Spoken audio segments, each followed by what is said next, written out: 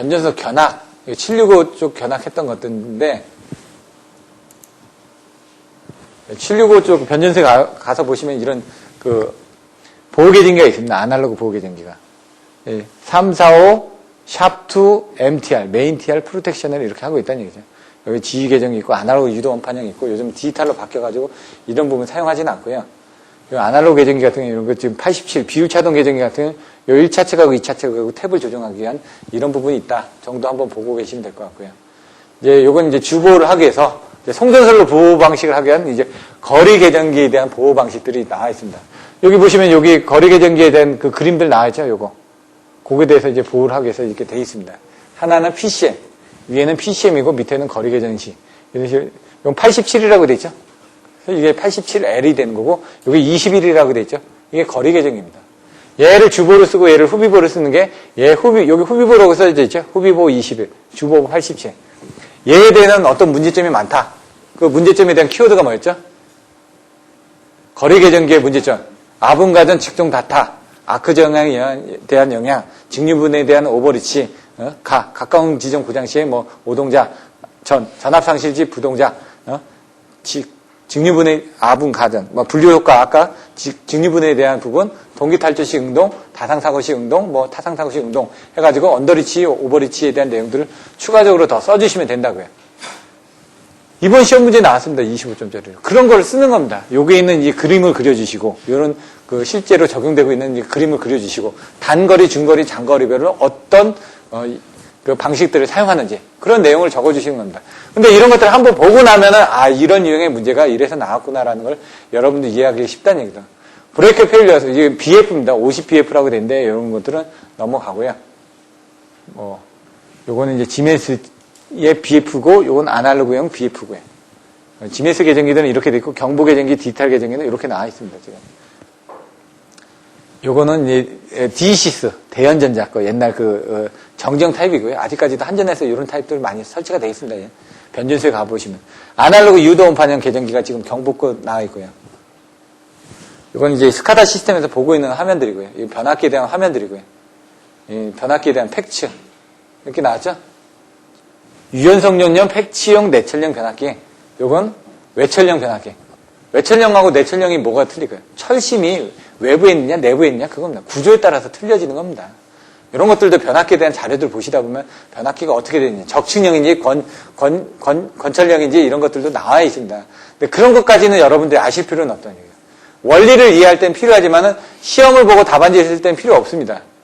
그거는 더 나갈 때 보시면 될 것 같고요. 이게 이제 콘서베이트가 있죠.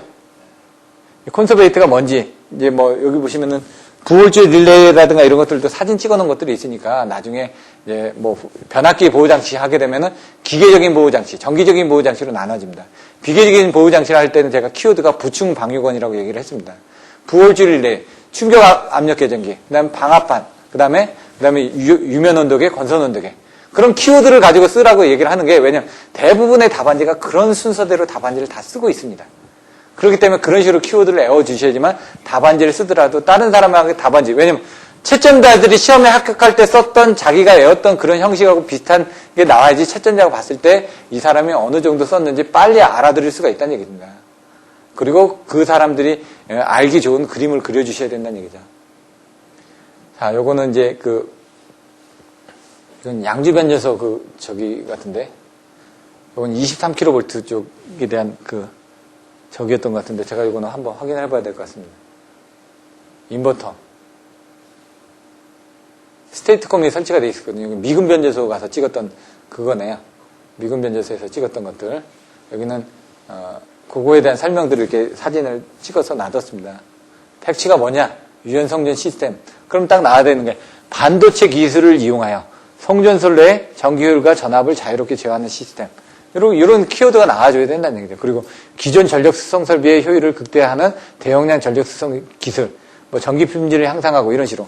근데 보통 저희가 외우는 게 전력용 반도체 기술을 사용하여 기존 전력 수송 설비의 효율을 증대하기 위한 신송전 전력 시스템이라고 이렇게 한 줄로 외웁니다. 키워드를. 근데 여기는 그걸 세 개로 나눠놨죠. 더 늘려줘야 된다는 얘기입니다. 이렇게 하나로 외워서 쓰는 것보다 여러 줄로 외워가지고 키워드들도 눈에 보기 좋게끔 거기 있는 키워드가 부각이 되게끔 답안지를 쓰는 훈련을 해주셔야 된다는 얘기입니다. 그거는 다른 사람의 답안지를 보시면 되니까요. 여기 스테이트콤이 들어있는 이제 그 안에 외곽입니다. 심가평 쪽에 대한 부분이고요. 765는 우두형으로 되어 있습니다. 그러다 보니까 여기 한 상, 여기 한 상, 여기 한 상이 되어 있는데 이 철탑의 높이가 이제 한 80에서 100m 정도가 됩니다. 그리고 여기 철탑의 가공지선의 각도가 여기 몇 도죠? 765가? 마이너스 8도? 예. 그리고 154는 몇 도? 예. 예. 345는 몇 도? 예. 그러니까 이게 765 몇 도, 345 몇 도, 154 1에서 몇 도, 2에서 몇 도. 이런 식으로 가공지선의 차폐각 같은 것도 나옵니다. 나중에. 그럼 이 차폐각이라는 건 뭐냐? 여기하고 여기에서 이렇게 그 각을 끊었을 때 그런 그 각을 얘기를 하는 겁니다. 요게 이제 바깥으로 나와 있으면은, 여기 상산이 있으면 바깥으로 나와 있으면 요걸 기준으로 얘가 몇 도가 나와 있으면 내가 치더라도 요게 먼저 맞을 거 아닙니까? 3, 4, 5 같은 얘가 0도입니다. 가공지선이나 얘나 높이가 똑같기 때문에 요 0도라는 거고. 154는 삼각형으로 돼 있죠. 얘가 좀 들어가 있다는 얘기입니다, 지금. 그런 식으로 차폐각에 대한 내용들이 또 나오고요. 여기 지금 6도 제가 잘 안 보일 텐데, 여기 다니시면서 또 보면 되니까, 또 뒤에 사진이 있으니까요. 이런 식으로 철탑에 대한 높이들이 있고요. 변전소에서 쭉 오다가 이제 떨어지는 거죠. 이게 3, 4, 5입니다. 그래서 0도죠. 예? 이렇게 보시면 됩니다. 765로 받아가지고 3, 4, 5로 다시 또 보내줘야 될 거 아닙니까? 그 안에 또 154도 있겠죠. 그러니까 765 변전소는 지금 두 군데밖에 없습니다. 가평하고 그 안성 쪽에. 6도 체인지 보이시나요? 6개 별 모양으로? 6개 보이시죠? 6도체로 이제 들어온 겁니다. 예, 거기에 관련된 이제 변압기들. 얘 같은 경우는 이제 그 수송 쪽에 대한 문제들도 있기 때문에 워낙 변압기가 커지니까 단상으로 두 개를 나눠가지고 조인을 해가지고 두 개를 붙여서 씁니다. 그 얘가 왼쪽에 있으면 오른쪽에 또 하나가 또 있어가지고 그걸 두 개를 붙여가지고 하나의 부분이 되는 겁니다. 765 변압기는 단상, 투탱크 분할이라고 되어 있죠. 단상으로 되어 있는 걸 두 개를 붙여가지고 이렇게 사용을 하고 있습니다. 3, 4, 5 변압기 같은 경우는 변압기 하나, 둘, 세 개가 되어 있는데 실제로는 삼상행을 Y, 그 다음에 델타는 이 옆에서 빼가지고 세 개를 변압기를 이용해서 사용을 하고 있습니다. 154 같은 경우는 변압기 하나에 삼상이 다 나와 있는 거고요. 얘는 1차 건선, 2차 건선, 3차 건선을 다 활용해서 변압기를 세 대를 쓰는 거고 얘는 단상 변압기 두 개를 조인해가지고 쓰는 거고요. 그런 것들이 틀려집니다. 여기 지금 변압기가 단상이 두 개라고 그랬죠? 여기 하나, 여기 하나가 두 개가 돼가지고 얘가 한 상이 되는 겁니다, 지금. 그렇게 이제 세 개가 돼가지고 그걸 묶어가지고 765가 나온 거죠. 이렇게. 왜냐면은 운용을 하기 위해서 이게 수송을 하거나 아니면 만들기 힘들다 보니까 그걸 반을 쪼개가지고 가져와서 조립을 해야 한다는 얘기죠. 옛날에 보니까 코엑스 같은 경우도 지금 변전소가 50 매칭이 있습니다. 그럼 그걸 어떻게 올리냐 물어봤더니 변압기를 가져와가지고 다 분해를 해가지고 엘리베이터로 올린 다음에 거기서 다시 조립을 해가지고 넣었다고 그러더라고요. 왜? 50 매칭이니까 이걸 올리지를 못하니까 이렇게 된 상태에서 올리기가 힘드니까 그래서 분해해가지고 와서 다시 또 조립을 해서 또 사용을 하기도 한다라고 얘기를 하시더라고요. 그런 것들이 이제 좀 특이한 상황에서는 또 틀려집니다. 이게 뭘까요? 피레기입니다. 여러분들이 보시던 피레기하고 틀리다는 얘기죠.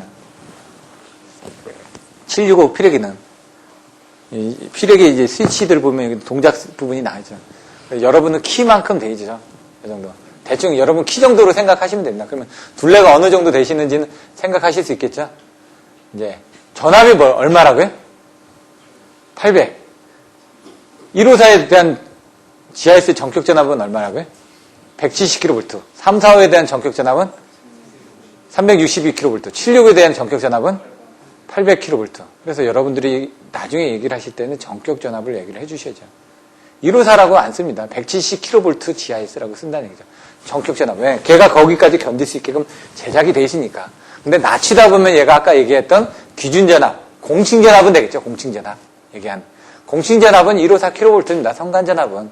근데 전격 전압은 170kV이기 때문에 우리는 전격 전압을 부르는 거죠. 차단기도 다 전격 전압을 부르지 공칭 전압을 안 부르지 않습니까? 이거 7.2kV 차단기다. 이거 24kV 차단기다. 이렇게 얘기하죠. 얘도 800kV 차단기입니다. 근데 얼마? 8000A 50카까지 견딜 수 있는 부분은 내가 있다. 아까 보면 자료에 몇 암페어, 몇 카까지 견딘다는 거 다 비교해 놓은 자료들이 있죠. 이런 것들 한번 보시면 되고요. HSGS가 뭐라고요? 하이스피드 그라운드 스위치. 왜? 아까 그처럼 이상전압이 치고 들어오면 765에 대한 이상전압이 몇 배가 뛸까요? 몇 배 이상이 더 올라가겠죠. 기준전압으로 해가지고, 왜냐면 기준전압이 있고, 공칭전압이 있고, 그 다음에, 성간전압이 있고, 최고전압이 있고, 그 다음에 전격전압이 있고, 파괴전압, 상용주파 방전개시전압이 있고, 뭐 이렇게 쭉쭉쭉쭉 올라갈 텐데, 얘 전압 자체가 기준이 높으면은 요것도 올라갈 거 아닙니까? 올라가니까 그거에 대한 것들을 빨리 빼주지 않으면 안 되기 때문에 여기는 HSGS가 달려있다는 얘기입니다. 현장 제어동, 아까 얘기했던 그 현장 제어동 안에 보면 그 계전기라든가 사고 파급 방지 장치도 여기 달려 있습니다. 한번 시험에 나왔었는데 사고 파급 방지 장치 같은 경우는 저희 그 발전사고 연계된 쪽에서 사고 나면 그 구간을 끊어버리는 겁니다. 그래서 다른 쪽으로 사고가 파급되지 않게끔 그 선로를 끊어버리는 장치가 사고 파급 장치입니다. 그것도 사진을 찍어놨는데 이것도 이제 거리 계전기들인데 이건 G 타입에 대한 그 거리 계전기들이 이렇게 D 타입 계전기는 이렇게 나와 있다는 얘기입니다. 요거는 이제 그 차단기. 여기 어싱 스위치가 달려있는데 고속도 접치 계측이 나왔죠. 하이스피드 그라운드 스위치에 보시면 여기서 나오는 게 압력은 5kg에서 6kg 정도가 되죠. 정전 유도 전압은 700kV 피크까지 하고 유도 전류는 여기까지 견딘데 전격 투입 전류는 125카까지 투입을 할 수 있다는 얘기죠. 전격 단시간 전류는 50카까지 견딜 수 있다는 얘기죠. 나중에 보시면 전격 투입, 전격 단시간 뭐 이런 부분에 대한 것들도 뭔지 이제 아셔야지만 됩니다. 여기 뭐 있죠? 상용주파 내전압, 내임펄스 내전압, 전격전압 맞죠? 먼저 정의를 해야 되는 게 전압이 여기 보시면 여기 나와 있는 전압만 해도 지금 몇 개가 됩니까 지금? 예? 그거를 다 아실 필요는 없다는 얘기입니다. 지금 얘기하는 오늘 배웠던 그런 전압은 반드시 가져가야 되고 나중에 피레기 쪽에 가시면 재충상 방석내라고 그랬죠? 충격 방전개 시전, 예? 상용주파 방전개 시전 이런 것들, 제한전압 이런 것들만 알고 계시면 된다는 얘기예요. 그때 나오는 단계 전압만 알고 계시면 되는데 여기서는 일단 요 전압부터 알고 계시면 된다는 얘기입니다. 자, 근데 중요한 건 뭐냐? 상용주파라는 건 60Hz입니다. 60Hz. 전격 내 임펄스 전압. 내 임펄스는 이상 전압입니다. 내가 쳤을 때 임펄스인데 그걸 표준 충격 파형을 해가지고 계산을 하기 때문에 1.2 곱하기 50 마이크로세크의 표준 충격 전압 파형으로 계산을 하는데 그 표준 충격 파형에 나오는 용어들이 뭐가 있다? 먼저 귀약 0점이 나와야 되겠죠. 귀약 0점부터 시작해가지고 파드장이 나오고 귀약 0점부터 시작해가지고 50%가 감소될 때까지 나오는 게 파미장이니까. 귀약 0점은 어떻게 연결이 되죠? 몇 프로하고 몇 프로 연결하죠? 전압은 30에서 90, 전류는 10에서 90입니다. 그리고 이제 파드장과 파미장의 전압은 1.2 곱하기 50 마이크로세컨드, 전류는 8 곱하기 20 마이크로세컨드. 갯배서지의 파드장과 파미장은 250 곱하기 500 이런 식으로 이제 그 파형이 틀리니까 거기에 대한 특성이 틀린 겁니다. 그래서 이거는 왜 하냐? 외부에서 들어오는 네임펄스에 대한 부분이 워낙 크기가 틀리니까 표준을 정해가지고 기기를 테스트할 때 그 표준으로 테스트를 하는데 그게 뭐냐? 피크치, 요 피크치가 얼마가? 2250kV의 피크치를 1.2 곱하기 50 마이크로세컨드 동안에 인가했을 때 얘는 견디는 제품입니다라는 걸 보증한다는 얘기입니다. 기기 특성이 뭘 의미하는지 아셔야죠. 요건 60Hz가 흘렀는데 60Hz인데 830kV까지만 얘가 견딥니다. 상용주파에서는 840kV가 상용주파가 인가되면 얘는 터집니다라는 얘기입니다. 지금 이런 것들도 여러분들이 알고 계시면 도움이 되겠죠. 나중에 가스 차단기에서 또 틀려지겠죠. 근데 이제 이거는 했던 그런 내용들이고요. 같이 공부하셨던 분들이니까 이렇게 해서 또 정리를 해봤습니다. 많은 내용들을 설명드리면 좋은데 스테이트컴, UPFC,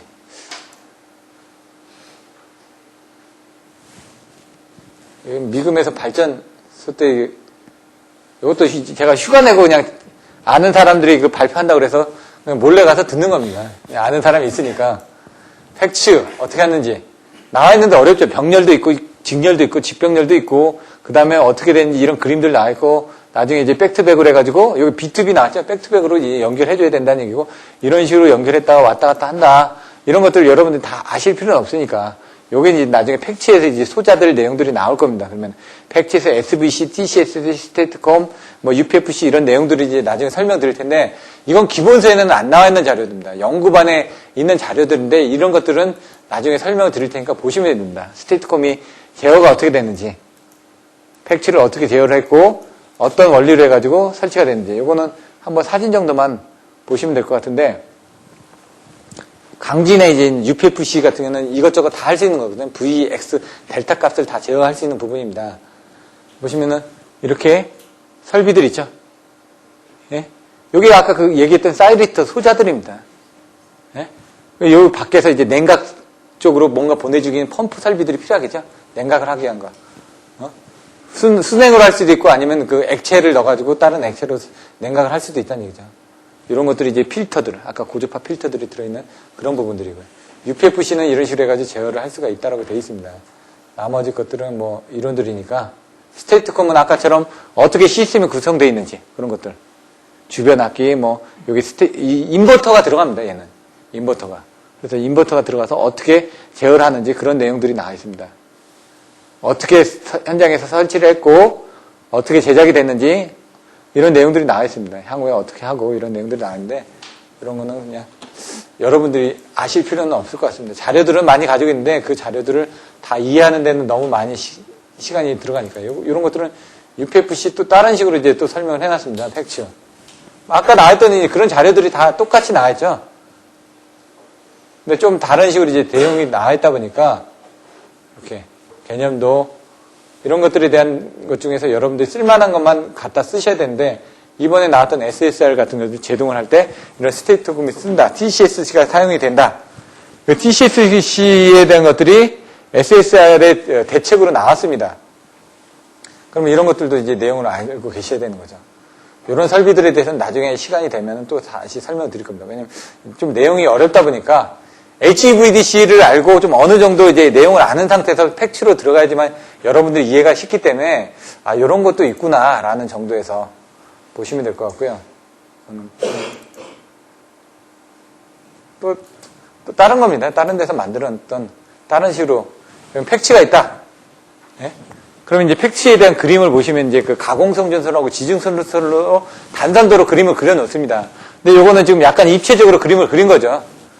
예, 발전소에서 변압기를 통해 가지고 이렇게 송전을 하는데 그 중간중간에 이런 제어 장비를 달아가지고 원하는 부분을 뭔가 보상을 하겠다라는 게 팩치의 가장 큰 부분이라는 얘기죠. 유연 송전 시스템, 유연하게 가겠다. 스테이트콤은 뭐고, TCSC는 뭐고, UPSC는 뭔데, 각각 다른 것들을 제어하는 것들을 여기다 각각 달아놓는다. 그게 이제 단선도로 이제 나중에 다른 답안지를 보시면 나와 있는데, 사이리스 컨트롤 리액터, 사이리스 스위치, 캐피시터 해가지고, 캐피시터하고 리액터를 이 사이리스를 이용해가지고 제어를 해가지고 L과 C 값을 제어를 하게 되면 그 송전선로에 흐르는 유효전력과 무효전력을 제어하겠다는 얘기입니다. 그래서 여기 나왔던 것처럼 요건 L은 이렇게 되어 있습니다. L은. 요건 지금 필터, 요 사이리스 사진인 것 같은데요. 밖에 보면 이렇게 설치를 한다는 얘기입니다. TCSC가 실제로 설치된 게 밖에다 이렇게 설치를 해놨다는 얘기입니다. L과 C를. 요거는 UPFC 뭐냐? 아까처럼 어떻게 설치한다. 이제 단선도하고 아까 보셨던 그 설비들이 어떻게 됐다. 설비들이 어떻게 사용되고 있다. 이런 것들을 쓴 거고요. 거기에 따라서 인버터를 이용해가지고 제어를 해가지고 뭔가 값을 이끌어준다는 얘기고요. 요거는 그 제어 원리들에 대해서 나와 있는데 아실 필요는 없을 것 같고요. 이런 것들도 아실 필요는 없을 것 같습니다. 그래서 이런 내용들이 나와 있고 그런 것들은 나중에 요거는 조금 더 내용이 어렵다면 일단 답안지에 쓰는 내용들을 확인하시고 거기에 없는 부분들에 대해서 내용들을 좀 설명드릴 겁니다. 이 1장에서는 좀 이런 부분을 보여드릴 거고요. 다음에 이제 2장 때는 나중에 이런 것들을 한 번 더 보여드릴 겁니다.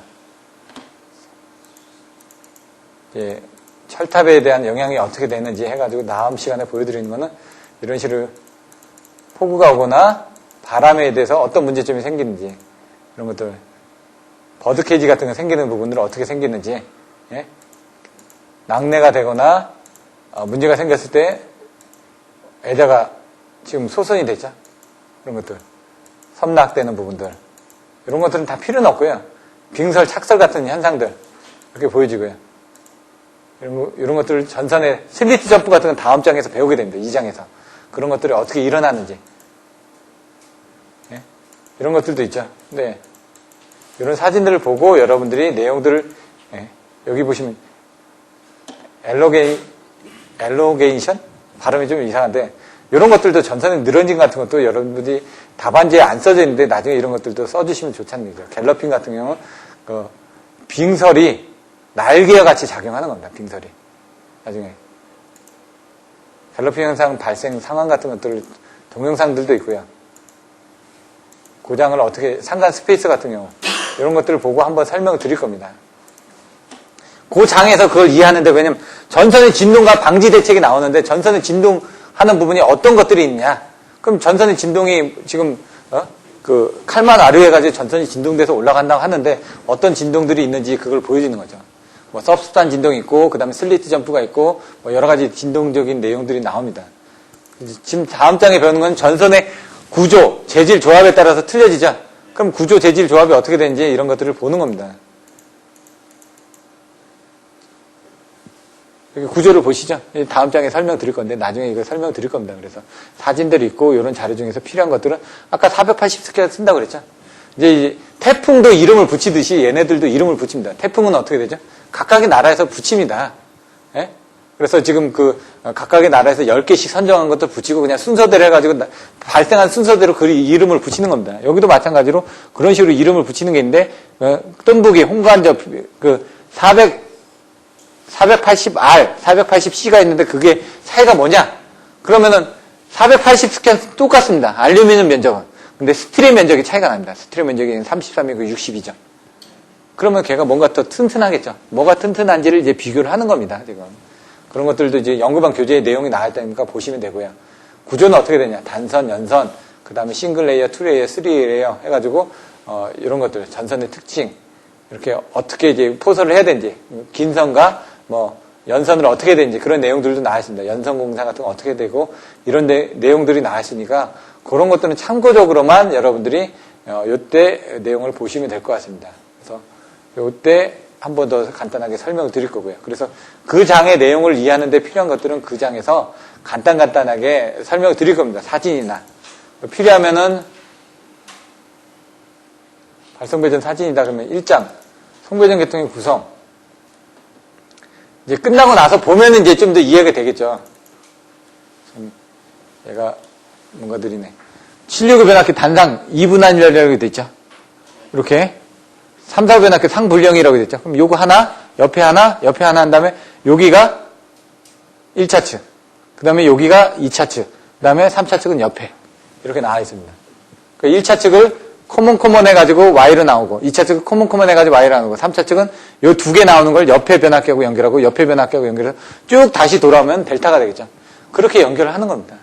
얘는 단권 변압기입니다. 단권 변압기.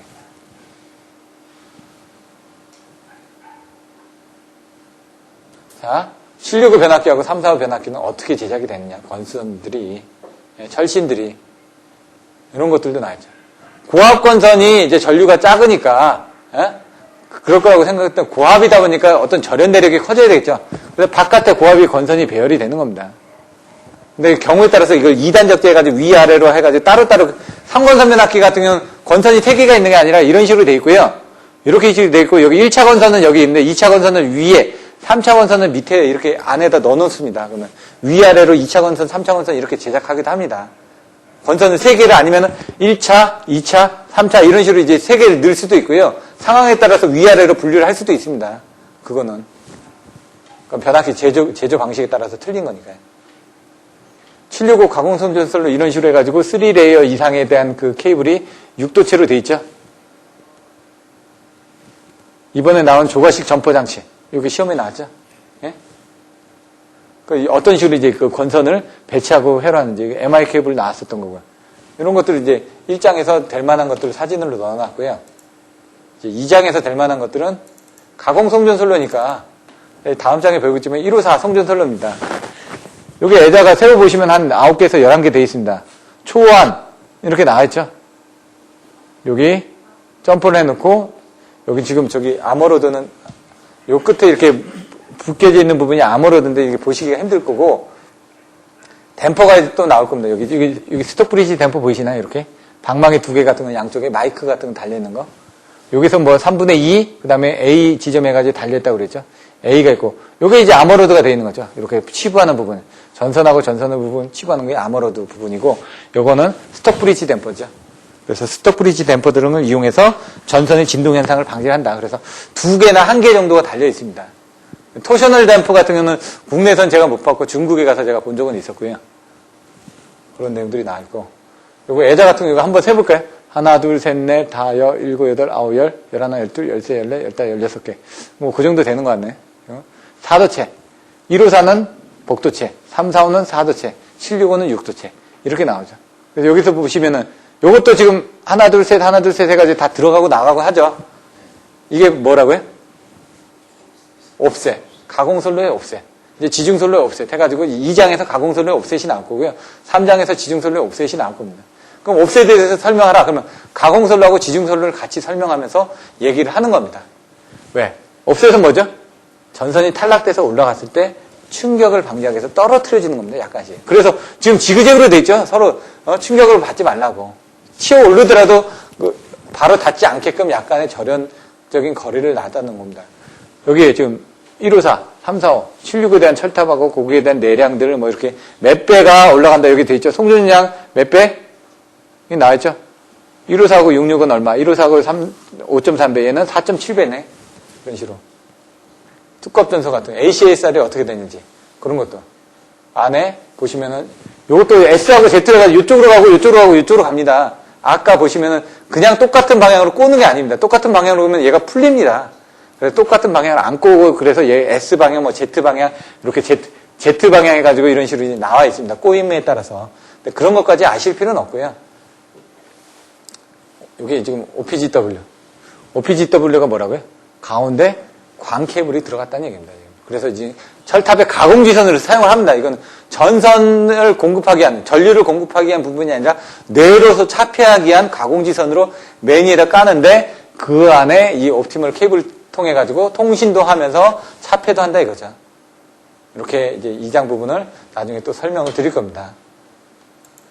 뭐 나중에 3장, 뭐 4장, 뭐 5장, 6장 이런 데는 필요가 없으니까 7장, 뭐 9장, 10장 해가지고 각 별로 해가지고 넣어놨고요. 변전소 같은 경우는 변전소에 쓰여지고 있는 기기들에 대한 것들을 다 이렇게 사진을 찍어서 정리를 해놨습니다. 나중에 3조화 시리 변하게. 동설 변전소 견학 사진 이렇게 넣어놓고 간단하게 설명드릴 거고요. 뭐 작년에도 찍었던 게 있고 재작년에도 찍었던 게 있는데 지금 찾을 수가 없습니다. 양주도 제가 2번을 갔었고 동서울은 3번을 갔었거든요. 갔을 때마다 찍은 사진들이 있기 때문에 네, 그거를 이제 정리해 놓은 것들을 보고 보시면 될 것 같고요. 발전공학 때는 이 밑에 있는 발전공학에 관련된 또 사진을 가지고 또 설명드릴 겁니다. 오늘은 대충 요 정도 해가지고 정리를 하고요. 다음 주에는 이제 가공성전선로를 나갈 겁니다. 네, 가공성전선로도 마찬가지로 책에 있는 내용이 많지는 않은데 2도나 이런 데들은 그렇게 크게 중요하지는 않습니다. 근데 책에 있는 내용이 뭔지는 간단하게 설명드릴 거고요. 그 다음에 진동 부분 이런 부분이 나옵니다. 애자 부분 나오고요. 그래서 이런 부분에 대한 내용들을 조금 더 집중해서 봐주시는 게 그쪽에 이제 시험 문제가 높고 그 다음에 이제 그 부분하고 이제 지중성전선로하고 좀 비교해서 설명을 해드릴 수도 있습니다. 그래서 가공하면서 좀 내용 설명드리고 지중이 시간이 되면 설명드릴 거고요. 그 다음에 이제 4장 선로정수하고 코로나 부분부터는 앞에 내었던 내용을 여러분들 정확하게 이해를 하셔야지만 응용이 되기 때문에 1장, 2장, 3장, 4장 이런 부분들은 조금 머릿속에 복습을 좀 많이 해놓으셔야지만 될 것 같습니다. 그러면 이렇게 해서 오늘 마치고요. 다음 주에 뵙도록 하겠습니다. 감사합니다.